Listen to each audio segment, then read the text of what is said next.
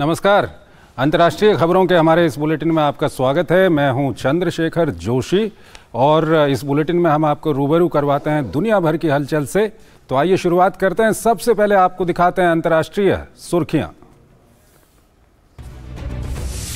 यूरोपीय संघ के विदेश मंत्रियों की कीव के लिए दीर्घकालिक यूरोपीय समर्थन देने के लिए ब्रुसेल्स में बैठक। प्रस्ताव में 4 वर्षों में हथियार, गोला बारूद और अन्य सैन्य सहायता पर 20 बिलियन यूरो तक खर्च करने पर चर्चा।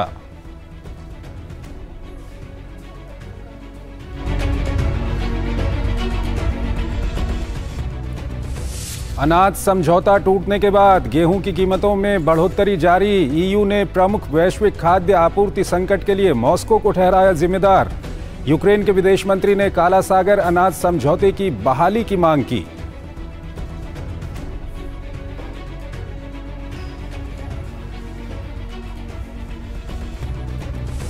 भारत के दौरे पर पहुंचे श्रीलंका के राष्ट्रपति रानिल विक्रमसिंघे। विदेश मंत्री एस जयशंकर से की मुलाकात। रानिल राष्ट्रपति द्रौपदी मुर्मू और प्रधानमंत्री नरेंद्र मोदी से करेंगे मुलाकात। विभिन्न क्षेत्रीय और आपसी हितों के मुद्दों पर होगी चर्चा।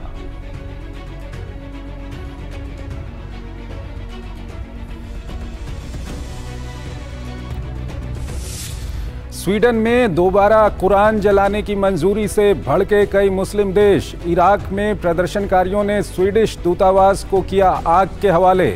स्वीडन ने इराकी दूतावास के प्रभारी को तलब कर जताया कड़ा विरोध। इराक ने स्वीडिश राजदूत को किया निष्कासित।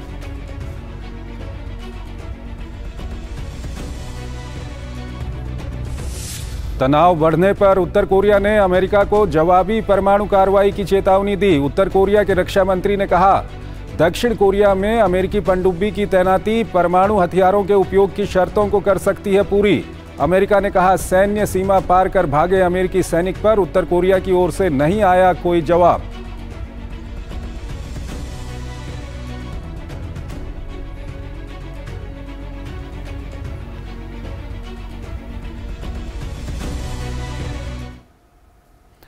और आइए अब खबरों को विस्तार से दिखाते हैं और सबसे पहले आपको लिए चलते हैं एशिया की ओर।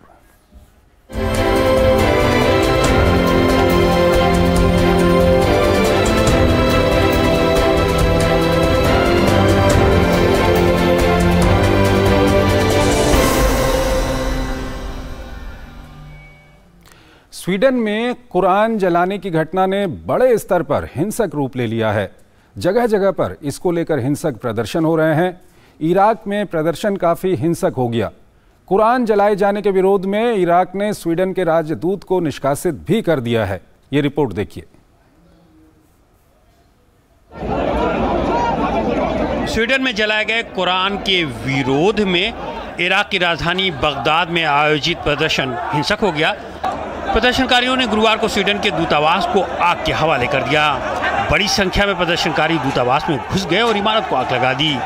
इस बीच स्वीडन के विदेश मंत्रालय ने जानकारी देते हुए कहा है कि दूतावास के सभी कर्मचारी सुरक्षित हैं और मंत्रालय के संपर्क में हैं। हालांकि नुकसान के बारे में विस्तार से कोई जानकारी नहीं दी गई। स्वीडन ने इराक से अपने राजनयिक मिशनों और कर्मचारियों को सुरक्षा मुहैया कराने की मांग की है। स्वीडन ने अपने देश में इराकी दूतावास के प्रभारी को तलब कर कड़ा विरोध दर्ज कराया है। बताया जा रहा है कि गुरुवार को हुए इस हिंसक प्रदर्शन के लिए चर्चित मौलाना मुक्तदा अल सद्र के समर्थकों ने आह्वान किया था। सैकड़ों प्रदर्शनकारियों ने बुधवार और गुरुवार के बीच इराकी राजधानी बगदाद में स्वीडिश दूतावास पर धावा बोल दिया और शिया नेता मुक्तदा अल सद्र के पक्ष में नारे लगाए। प्रदर्शनकारी मुक्तदा अल सद्र की तस्वीरों वाले झंडे और निशान लहराते हुए दिखे। पिछले महीने स्टॉकहोम में एक इराकी मूल के व्यक्ति द्वारा कुरान जलाने के बाद मुक्तदा अल सद्र ने स्वीडन के खिलाफ विरोध प्रदर्शन किया था और स्वीडिश राजदूत को निष्कासित करने की मांग की थी। इस बीच इराक के विदेश मंत्रालय ने भी हमले की कड़ी निंदा की है। इराक की सरकार ने सक्षम सुरक्षा अधिकारियों को तत्काल जांच करने और घटना की परिस्थितियों को उजागर करने तथा इस कृत्य के अपराधियों को पहचान कर उन्हें कानून के अनुसार जवाबदेह ठहराने के लिए आवश्यक सुरक्षा उपाय करने का निर्देश दिया है। सुबह होते होते पुलिस ने दूतावास को अपने कब्जे में ले लिया था। बताया जा रहा है कि स्वीडन में एक बार फिर कुरान जलाने की आशंका के खिलाफ ये विरोध प्रदर्शन हुआ। स्वीडन की राजधानी स्टॉकहोम में एक व्यक्ति ने पुलिस सुरक्षा में इजरायली दूतावास के बाहर कुरान और यहूदी पवित्र पुस्तक टोरी की एक प्रति जलाने की योजना बनाई थी। हालांकि व्यापक आक्रोश के बीच उस व्यक्ति ने कथित तौर पर अपनी योजना छोड़ दी थी। बता दें कि पिछले महीने बकरीद के मौके पर स्टॉकहोम में तुर्की दूतावास के बाहर कुरान जलाने की घटना के खिलाफ पूरे मुस्लिम जगत में बड़ी प्रतिक्रिया व्यक्त की गई थी। इराक ने कुरान जलाने वाले शख्स के प्रत्यर्पण की मांग की थी ताकि उस पर मुकदमा चलाया जा सके। इससे पहले साल की शुरुआत में भी स्वीडन में तुर्की के दूतावास के बाहर कुछ लोगों ने प्रदर्शन किया था और कुरान जला दी थी। इसका तुर्की की राजधानी अंकारा में जमकर विरोध हुआ था। स्वीडन पुलिस ने फरवरी में इराक के दूतावास के बाहर कुरान जलाकर प्रदर्शन करने की इजाजत नहीं दी थी। पुलिस का कहना था कि इससे सामाजिक सौहार्द बिगड़ सकता है, लेकिन इस साल अप्रैल में कोर्ट ने इसे बैन को हटा दिया था। अदालत ने यह कहकर इन प्रदर्शनों को मंजूरी दी थी कि ये अभिव्यक्ति की आजादी है। अगली खबर की ओर आपको लिए चलते हैं। अमेरिका का एक सैनिक भागकर उत्तर कोरिया चला गया। सैनिक को लेकर उत्तर कोरिया अमेरिका को कोई जानकारी नहीं दे रहा है। कोरिया प्रायद्वीप में चल रहे तनाव के बीच अमेरिकी कूटनीति भी इस घटना से दुविधा में पड़ गई है। आइए आपको बताते हैं कि कैसे ये सैनिक उत्तर कोरिया चला गया और उसके बाद क्या हुआ। उत्तर कोरिया भाग गए। अपने एक सैनिक को वापस लाने के लिए अमेरिका भरपूर प्रयास कर रहा है, लेकिन उत्तर कोरिया मामले पर मौन धारण किए हुए है। पहले से ही तनावपूर्ण सैन्य गतिरोध के बीच वाशिंगटन की एक नई कूटनीति द्विधा में पड़ती दिखाई दे रही है। अमेरिकी अधिकारियों ने कहा है कि प्योंगयांग ने सैनिक प्राइवेट ट्रेविस टी किंग के बारे में अमेरिकी सेना द्वारा मांगी गई जानकारी का कोई जवाब नहीं दिया गया है। इससे पहले उत्तर कोरिया की सरकारी मीडिया ने अमेरिकी नागरिक को हिरासत में लिए जाने की खबर दी थी, लेकिन इसके बाद से इस घटना पर पूरी तरह से चुप्पी साध ली गई है। उत्तर कोरिया के लिए अमेरिका के विशेष दूत सुंग किम ने कहा है कि अमेरिका सैनिक किंग की ताज़ा स्थिति जानने और उन्हें सुरक्षित वापस लाने के लिए भरसक प्रयास कर रहा है। हालांकि किम की ओर से कोई विवरण नहीं दिया गया है। इससे पहले अमेरिकी विदेश मंत्रालय के प्रवक्ता ने कहा कि पेंटागन ने अमेरिकी सैनिक किंग के बारे में उत्तर कोरिया की सेना से संपर्क किया है। मैं प्राइवेट ट्रेविस किंग की स्थिति पर हमारे प्रयासों का उल्लेख करना चाहूँगा। हम उनकी भलाई के बारे में जानकारी सुनिश्चित करने के लिए बहुत मेहनत कर रहे हैं और उनकी सुरक्षित वापसी सुनिश्चित करने के लिए सक्रिय रूप से प्रयास कर रहे हैं। ये घटना ऐसे समय में हुई जब कोरियाई प्रायद्वीप में तनाव चरम पर है। उत्तर कोरिया बैलिस्टिक मिसाइलों के परीक्षण पर जोर दे रहा है, तो वहीं 1980 के दशक के बाद पहली बार परमाणु बैलिस्टिक मिसाइल से लैस अमेरिकी पनडुब्बी दक्षिण कोरिया पहुंची है। पिछले हफ्ते उत्तर कोरिया ने अब तक की अपनी सबसे लंबी दूरी तक मार करने वाली ठोस ईंधन आधारित अंतर महाद्वीपीय बैलिस्टिक मिसाइल का सफल परीक्षण किया था। विशेषज्ञों ने इसे बड़ी सफलता माना था। 23 वर्षीय किंग मंगलवार को पनमुनजोम संघर्ष विराम गांव के निजी दौरे पर पहुंचे थे। तभी वो अचानक सैन्य सीमा रेखा पार कर उत्तर कोरिया वाले हिस्से में पहुंच गए। ये रेखा 1953 में युद्ध विराम के बाद तय की गई थी, जो दोनों कोरिया को अलग करती है। इस बीच किंग की मां ने कहा है कि वो अपने बच्चे को सुरक्षित लौटते हुए देखना चाहती हैं। मुझे बस मेरा बेटा चाहिए। मेरे बेटे को घर ले आओ। मैं प्रार्थना करती हूँ कि वो घर वापस लौट आए। खबरों के मुताबिक दक्षिण कोरिया में तैनाती के दौरान किंग पर हमले के आरोप के लिए जुर्माना लगाया गया था। किंग को हिरासत में लेकर अमेरिका ले जाने के लिए एयरपोर्ट ले जाया गया था। सोमवार को सुरक्षा जांच के बाद एक चेक पोस्ट में उन्होंने सुरक्षा कर्मियों को बताया कि उनका पासपोर्ट खो गया है और अपने बेस लौट आए। मंगलवार को किंग लगभग 40 लोगों के एक समूह के साथ संयुक्त सुरक्षा क्षेत्र के दौरे पर चले गए। आपाधापी के माहौल में किंग नीली इमारतों के बीच से होकर रेखा पार कर गए। दक्षिण और उत्तर कोरिया का 290 किलोमीटर लंबा ये विसैन्यीकृत क्षेत्र दोनों ओर से रेजर तार और माइनफील्ड से लैस है। 4 किलोमीटर चौड़ाई में बफर जोन है। ये सियोल से 60 किलोमीटर जबकि प्योंगयांग से 210 किलोमीटर दूर है। डीएमजेड के अंदर पनमुनजोम के कथित शांति गांव में एक संयुक्त सुरक्षा क्षेत्र है, जहां 1953 में कोरियाई युद्ध को रोकने के लिए संघर्ष विराम पर हस्ताक्षर किए गए थे। दोनों कोरिया के अपने अपने संपर्क कार्यालय और सम्मेलन कक्ष हैं, जहां सेनाएं आमने सामने रहती हैं। 1953 के समझौते के तहत संयुक्त राष्ट्र कमान और उत्तर कोरियाई सेना को JS में 53 से अधिक सैनिक भेजने की अनुमति नहीं है। हर एक सैनिक के पास सिर्फ एक पिस्टल और गैर स्वचालित राइफल हो सकती है। लेकिन संबंधों में आई खराबी के बाद सैनिकों और हथियारों की संख्या में काफी वृद्धि देखी गई। हालांकि 2018 में हुए एक शिखर सम्मेलन के बाद दोनों देशों ने अपने सैनिकों को वापस लेते हुए इनकी संख्या 35 तक सीमित कर दी। संयुक्त राष्ट्र कमान के अनुसार 2017 में दक्षिण कोरिया से 1,05,000 से अधिक पर्यटक JSA आए, जबकि उत्तर कोरिया से लगभग 30,000 पर्यटक यहां पहुंचे। और अगली खबर भारत और श्रीलंका से जुड़ी हुई है। श्रीलंका के राष्ट्रपति रानिल विक्रमसिंघे 2 दिवसीय यात्रा पर भारत पहुंचे हैं। विक्रमसिंघे की इस यात्रा का उद्देश्य दोनों देशों के बीच लंबे समय से चले आ रहे द्विपक्षीय संबंधों को और आगे बढ़ाना व मजबूत करना है। उनकी ये यात्रा PM मोदी के निमंत्रण पर हो रही है। ये यात्रा ऐसे समय में हो रही है जब दोनों देश इस साल राजनयिक संबंधों की स्थापना की 75वीं वर्षगांठ मना रहे हैं। यात्रा के दौरान विक्रमसिंघे भारत की राष्ट्रपति द्रौपदी मुर्मू से भी मुलाकात करेंगे और प्रधानमंत्री नरेंद्र मोदी व अन्य भारतीय गणमान्य व्यक्तियों के साथ परस्पर हित के विभिन्न मुद्दों पर द्विपक्षीय चर्चा करेंगे। वहीं विदेश मंत्री S जयशंकर ने श्रीलंका के राष्ट्रपति से मुलाकात की। दोनों नेताओं के बीच विभिन्न मुद्दों पर चर्चा हुई है। चलिए अब आपको लिए चलते हैं यूरोप की ओर।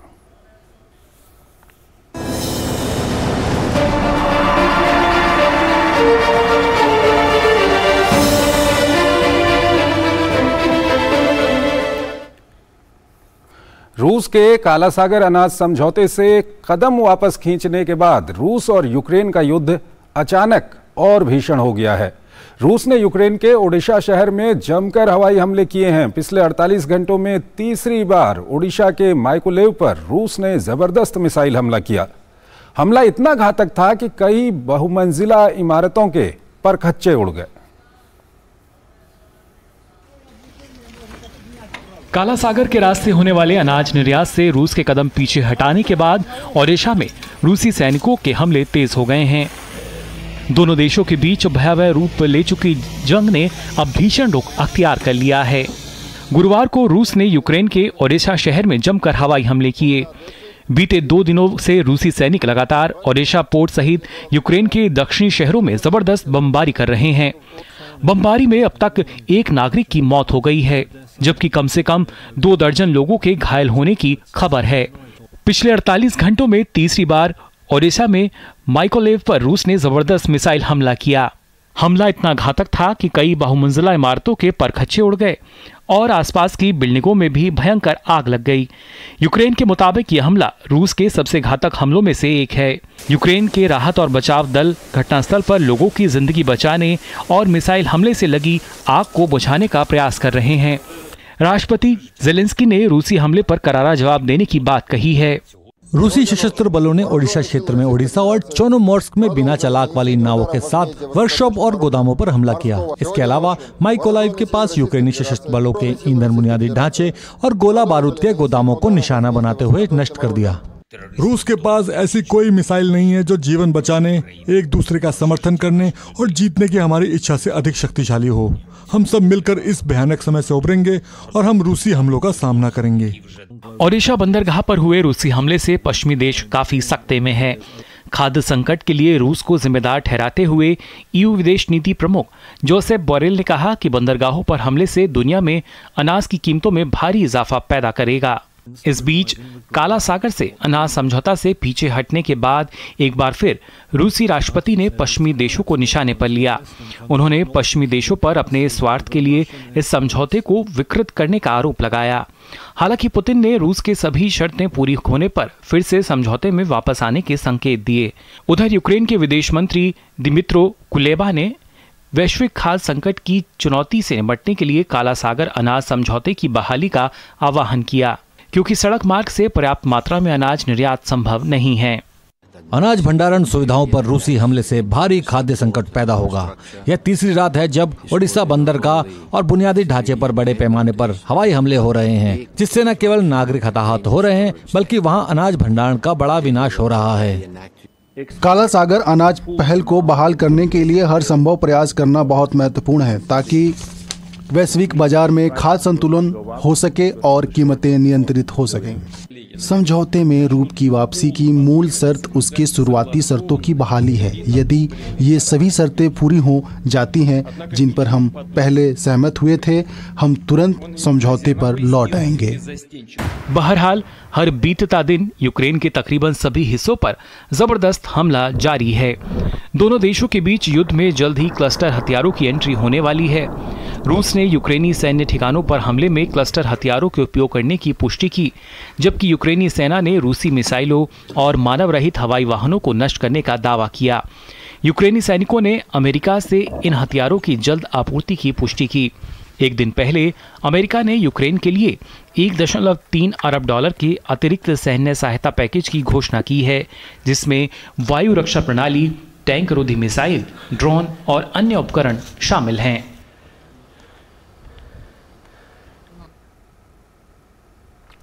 चलिए अब आपको लिए चलते हैं अफ्रीका की ओर और दिखाते हैं अफ्रीका नामा।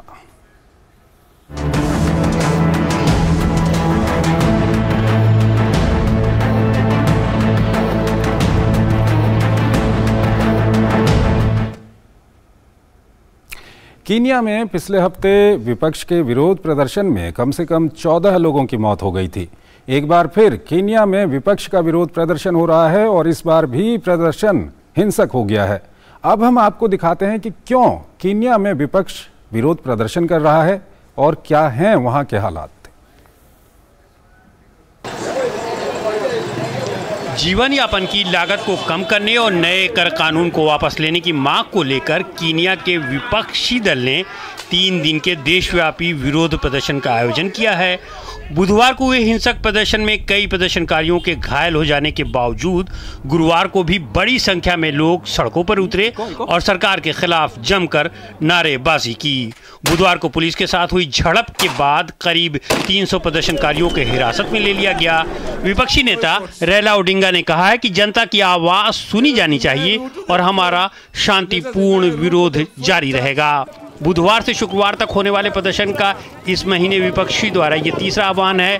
पुलिस के मुताबिक नैरोबी के बाहरी इलाकों में हुई झड़प में एक पुलिसकर्मी की मौत हो गई है। गुरुवार को दुकानें फिर से खुल गई और प्रमुख सड़कों पर गाड़ियां भी बड़ी संख्या में नजर आईं। हमारे पास कोई रोजगार नहीं है, इसलिए हम खुद को इस स्थिति में पा रहे हैं। जब आप युवाओं को सड़कों पर देखते हैं तो उसका कारण यह है कि उनके पास कोई रोजगार नहीं है। पिछले सप्ताह विरोध प्रदर्शन में कम से कम 14 लोगों की मौत हो गई थी। इनमें 10 लोगों की मौत पुलिस की गोलीबारी में हुई थी। पिछले बुधवार को अत्यधिक बल प्रयोग के लिए पुलिस को मानवाधिकार संगठनों की कड़ी आलोचना का सामना करना पड़ रहा है। नैरोबी के एक स्कूल में आंसू गैस के गोले छोड़े जाने के बाद 50 से अधिक बच्चों को अस्पताल में भर्ती कराना पड़ा था। राष्ट्रपति विलियम रूटो की सरकार द्वारा पिछले महीने कर बढ़ोतरी लागू किए जाने के बाद विपक्ष ने कई विरोध प्रदर्शनों का आह्वान किया है। पुलिस प्रमुख ने विरोध प्रदर्शन को राष्ट्रीय सुरक्षा के लिए खतरा बताया है और देश भर में दंगा अधिकारियों को तैनात करने की बात कही है। इन प्रदर्शनों का शिकार आम लोगों को होना पड़ रहा है जो पहले ही सरकार की नीतियों की मार झेल रहे हैं। सुबह से मैं कम शुल्क के साथ 2 लोगों को ले गया हूँ। मैं अपने बच्चों के खाने के लिए पैसे कैसे जुटाऊंगा? अधिकार समूह और राजनयिकों ने कीनिया की स्थिति पर गहरी चिंता व्यक्त की है और सरकार और विपक्ष से अपने मतभेदों को शांतिपूर्ण ढंग से हल करने का आग्रह किया है। दोनों पक्ष इस वर्ष की शुरुआत में बातचीत करने पर सहमत हुए थे, लेकिन विपक्ष ने कहा कि राष्ट्रपति रूटो की टीम उनकी शिकायतों को हल करने के लिए प्रतिबद्ध दिखाई नहीं दे रही है।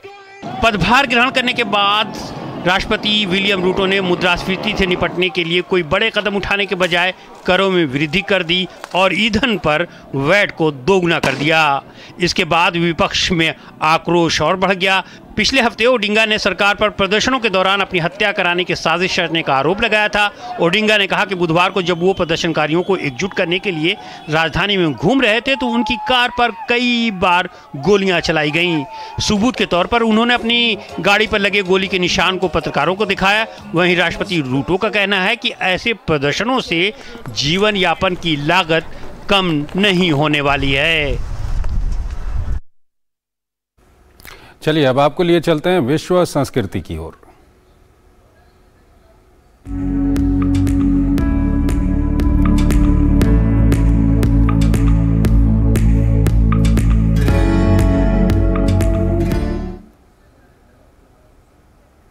आइए आपको दिखाते हैं समुद्री घोड़ों के लिए बनाए जा रहे अंडर वाटर होटल्स। दरअसल लुप्त प्रायः समुद्री घोड़ों को प्राकृतिक वास उपलब्ध कराने के लिए 8 नए होटल स्थापित किए गए हैं। इस रिपोर्ट में आप ये भी देखेंगे कि कैसे ये समुद्री होटल बनते हैं। सिडनी के सबसे कीमती और लुप्तप्राय निवासियों में से एक व्हाइट सी हार्स को घर उपलब्ध कराने के लिए सिडनी हार्बर्स में अंडर वाटर होटल स्थापित किए गए हैं। विलुप्तप्राय समुद्री घोड़े को प्राकृतिक वास उपलब्ध कराने के लिए 8 नए होटल बनाए गए हैं। ये सभी प्राकृतिक तरीके से सड़ने वाले धातुओं से बने हैं। सी हार्स होटल समुद्री घोड़ों की श्रेणी को मजबूत करने के विश्व अग्रणी संरक्षण प्रयास का एक हिस्सा है। व्हाइट हाउस सी हार्स ऑस्ट्रेलिया के पूर्वी तट के आसपास पाई जाने वाली प्रजाति है, लेकिन इसके प्राकृतिक वास के बड़े पैमाने पर हुए नुकसान के कारण 2017 में IUCN की रेड लिस्ट में इसे शामिल कर दिया गया। इसके बाद विलुप्तप्राय की श्रेणी में डाल दिया गया। एक आंकड़े के मुताबिक 2008 और 15 के बीच सिडनी हार्बर्स में समुद्री घोड़े की जनसंख्या लगभग आधी रह गई थी, जबकि NSW के उत्तरीय तट पर ये लगभग विलुप्त हो चुकी थी। हमने चाउडर खाड़ी में 350 से अधिक समुद्री घोड़े को छोड़ा है। ये लुप्तप्राय व्हाइट समुद्री घोड़े हैं जो यहाँ की जंगली आबादी को फिर से इकट्ठा करने के लिए बाहर जा रहे हैं। इन सी हार्स होटलों को केकड़ों के जाल की तरह डिजाइन किया गया है। होटल को सी हार्स के छोड़े जाने से करीब 1 महीने पहले स्थापित किया जाता है ताकि शैवाल, स्पंज और अन्य समुद्री जैव विविधता इकट्ठा हो सकें। कई साल के भीतर ये धातु टूट जाती हैं और गायब हो जाती हैं। अपने पीछे एक अर्ध प्राकृतिक चट्टान छोड़ जाती है, जिससे न केवल समुद्री घोड़ों को बल्कि बंदरगाह के व्यापक पारिस्थितिकी तंत्र को लाभ होता है। पिछले कुछ सालों में समुद्री घोड़ों के प्रजनन और पालन के लिए जो पहल की गई है उसके नतीजे आशाजनक दिखाई देते हैं। 2020 में चाउडर बे में छोड़े गए सी हार्स के 1 साल बाद इसकी 20% आबादी होटलों में रही और 10% इसके बाहर गर्भवती हुई। समुद्री घोड़ों को अक्सर संरक्षण के लिए एक प्रमुख प्रजाति माना जाता है और यह उनके आवास और कई अन्य जीवों के संरक्षण में योगदान देता है। अश्वमीन या समुद्री घोड़ा समुद्र में पाई जाने वाली छोटी मछलियों की 54 प्रजातियों का नाम है जो हिप्पोकैम्पस जीन्स में आती हैं। समुद्री घोड़ा एक विचित्र प्रकार की मछली है। इसका सिर घोड़े के सिर से मिलता जुलता है, इसलिए इसका नाम समुद्री घोड़ा पड़ गया है।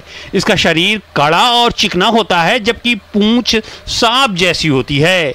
यह अक्सर गर्म समुद्रों के पास समुद्री घास और छोटे छोटे पौधों के साथ पूंछ की कुंडली बनाकर चिपका रहता है। इसकी अधिकतर आदतें मछलियों से अलग होती हैं। समुद्री घोड़ा सफेद, पीला और लाल रंग का होता है। नर समुद्री घोड़े के पेट पर कंगारू की तरह थैली होती है और मादा इसी थैली में अंडे देती है। समुद्री घोड़ा के बच्चों को फ्राई कहा जाता है। समुद्री घोड़ा गर्मियों में ही समुद्र में दिखाई पड़ता है। समुद्री घोड़ा हमेशा जोड़ा बनाकर रहता है। तो अंतर्राष्ट्रीय खबरों के इस बुलेटिन में आज बस इतना ही। आप हमारी पूरी टीम को इजाजत दीजिए। नमस्कार।